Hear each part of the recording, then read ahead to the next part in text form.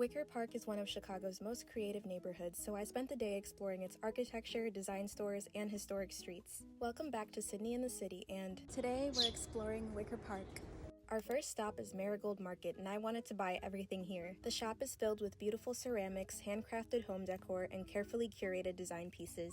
If you're someone who loves interior design as much as I do, you'll probably want to take home half of the store. And if you're in Wicker Park, of course you have to do some vintage shopping. I stopped into Happy Belated Clothing, where they had racks of vintage finds, colorful displays, and even a cat that I immediately had to stop and pet. After that, I made my way to one of Wicker Park's most recognizable historic landmarks, the Roby Hotel.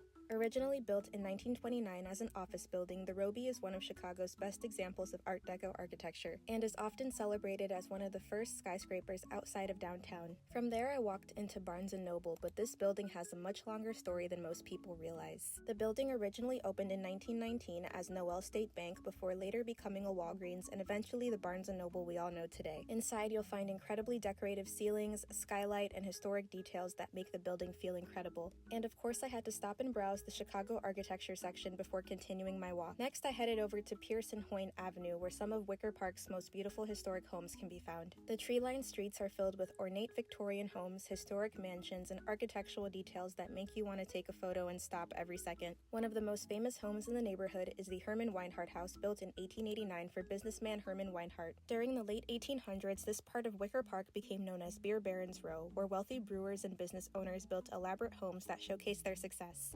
Like, look at this one. This one's purple. How pretty.